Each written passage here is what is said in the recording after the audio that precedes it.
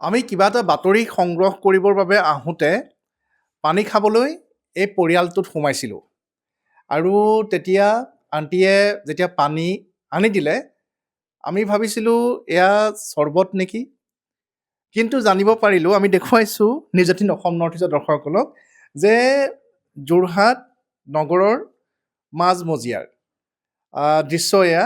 আৰু এয়া যি পানী দেখা পাইছে মই দেখুৱাইছোঁ যে এয়া কোনো চৰ্বত নহয়, এয়া হৈছে যোৰহাট নগৰৰ যোৰহাট পৌৰসভাৰ অধীনত থকা যি আৰবান যি পানী যোগান আঁচনি তাৰ পানী হয়। আৰু এনেধৰণৰ অতি দুৰ্গন্ধময় পানী যোগান ধৰি আহিছে বিগত বহুদিনৰ পৰা। আৰু স্থানীয় বাসিন্দাসকলৰ অৱস্থা কি সেয়া হয়তো আমি বৰ্ণনা বহলাই নক'লেও হ'ব। আৰু তেওঁলোকে যেতিয়া আমি ইয়ালৈ আহিছিলোঁ, আমি আচলতে বেলেগ এটা বাতৰি সংক্ৰান্তত আহিছিলোঁ, কিন্তু যেতিয়া এই অঞ্চলটোৰ বাসিন্দাসকলৰ সেই কথা আমি গম পালোঁ, আমি দেখুৱাইছোঁ যে তেওঁলোকে আমাক আনি এনেধৰণে পানী দেখুৱাইছে। লক্ষ্য কৰক এবাৰ এই পানীৰ বটলটোলৈ, এয়া হৈছে আৰবান ৱাটাৰ ছাপ্লাই যি বিভাগ আছে তেওঁলোকে যোগান ধৰা পানীৰ নমুনা। আৰু আমি জানিব বিচাৰিম ইয়াতে অলপ আপুনি যদি আগবাঢ়ি আহে। হয়, কেতিয়াৰ পৰা এনেকুৱা হৈ আছে? আমিতো দেখি হতবাক হৈছোঁ। আপোনালোকে কি পানী ব্যৱহাৰ কৰিছে? আমি নিজেও বৰ আচৰিত হৈছোঁ। মানে দীৰ্ঘদিন ধৰি পানীটো অহা নাছিলে, আজি 15 দিন ধৰি এইটো প্ৰব্লেমটো চলি আছে। গতিকে 10 দিন আগৰ পৰাই যেতিয়া পানীটো একেবাৰে নোহোৱা হৈ গ'ল, তাৰপাছত কালি 2 দিন ধৰি পানীটো আহিছে। কিন্তু যিটো পানী কালি আমি দেখিছোঁ, মোৰ মানে ছোৱালীয়ে বাথৰুমৰ পৰা চিঞৰিছে বোলে, পাপা ইমান লেতেৰা পানী আহিছে বোলে। মই ভাবিলোঁ এনে ল'ৰা ছোৱালীয়ে ইমান গুৰুত্ব দিয়া নাই। মই যেতিয়া নিজে চাইছোঁ মই আচৰিত হৈ গ'লোঁ। এই ইমান লেতেৰা পানী মানুহ কেনেকৈ ব্যৱহাৰ কৰিব?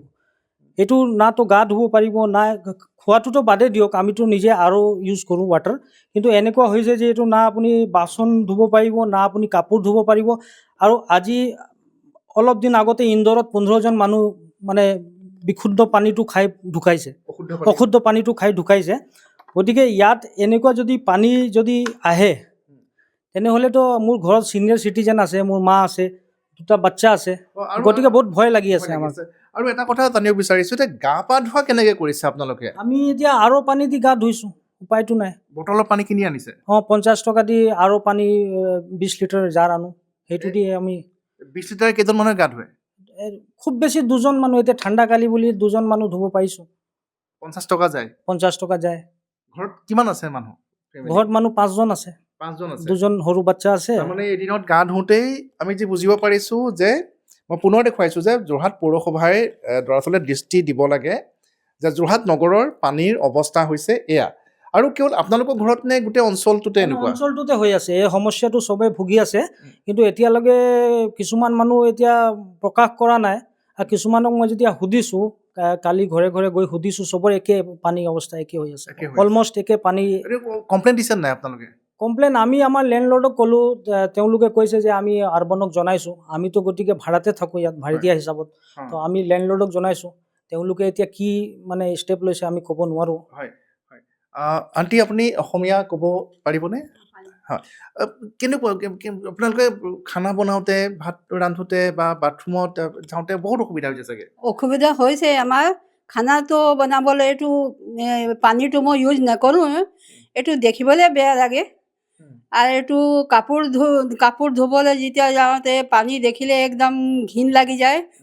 আৰু বাচন চাচন ধুবৰ কাৰণে বেয়া লাগে, সেইকাৰণে আমি জাৰ আনিছোঁ, এইটোৱে ইউজ কৰিছোঁ। এইটো বেছি নহ'ব কি আমি লেট্ৰিন বাথৰুম গ'লে এইটো পানী ইউজ কৰিব নাজানো, এইটো পানী ইউজ নকৰোঁ মই। হয়, ধন্যবাদ জনাইছোঁ। আৰু আমি দেখুৱাইছোঁ যে যোৰহাটৰ যিটো পানীৰ সমস্যা, যে যোৰহাটৰ বহু অঞ্চলৰ পানীৰ আৰ্ছেনিক আছে, ঠিক সেইদৰে ইয়াতে আইৰণৰ পৰিমাণ অধিক, সেইখিনি কথা আমি জানো। কিন্তু ইমান লেতেৰা পানী যে ৰাইজক যোগান ধৰি অহা হৈছে। আৰু ৰাইজ আছে, মই তেওঁলোকৰ পৰাও জানিবলৈ বিচাৰিম এটা পৰিয়ালৰ যি দুৰাৱস্থা পানীক লৈ, সেয়া আমি দেখুৱালোঁ।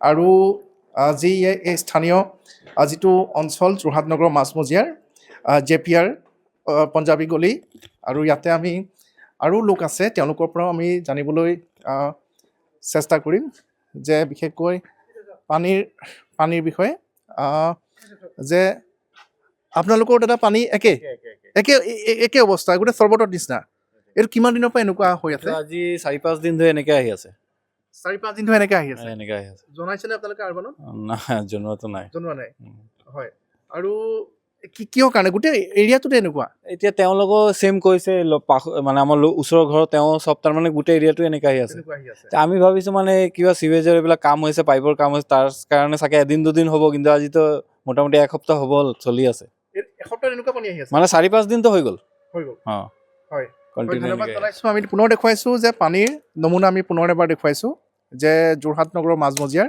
JPR অঞ্চলৰ যোৰহাট পৌৰসভাৰ অধীনত আৰবান ৱাটাৰ ছাপ্লাই যি পানী আৰু দাদা আপোনালোকৰো একে চাগে হয় আমি দেখুৱাইছোঁ আমাৰ বাবে যেতিয়া গম পালে যে সাংবাদিক আহিছোঁ বুলি আৰু হয় এইটো পানী না খাব পাৰে না গা ধুব পাৰে এনেকুৱা অৱস্থা আছে এইটো পানীতে মানুহ লৈ পেলাই কি কৰিব আৰু মানে এইটো দি আছে খালি পইচা ল'বলৈ দি আছে কি কৰিব দি আছে গমেই নাপাওঁ এইটো হয় এইটো পানী কিমান দিনৰ পৰা আহি আছে তেনেকৈ এইটো মোটামুটি এসপ্তাহ হৈ গ'ল ছাৰ এসপ্তাহ হৈ গ'ল এতিয়া পানী চাগে আপোনাক কিনিব লগা হৈছে হা কিনি পেলাই খাই আছোঁ এইটো পানী খাব নোৱাৰোঁ দা আৰু গাও ধুব নোৱাৰে চাগে গা ধুব নোৱাৰোঁ আমাৰ ডেইলি আপোনাৰ এই যে হয় ড্ৰাম আহে যে আমি কিনি আনি খাব লাগে খোৱা পানীটো মানে তেনেকৈ আনি আছোঁ আৰু গা ধুবলৈও চাগে একে গা ধুবলৈ এনেকৈ অৱস্থা মানে এইটো আৰু মানে ইউজ কৰা নকৰা মানে গম পাইছে আৰু আপুনি নিজে চাই গম পাইছে তেনেকৈ হয় উপায় নাই আৰু মানে এতিয়া গা ধোৱাটো বিলাসিতা হ'ল চাগে গা ধোতেও আপোনাৰ 50 টকা ভৰিব লাগে এতিয়া আপুনি ভালকৈ গা ধুবলৈতো পইচা দি আনিব লাগিব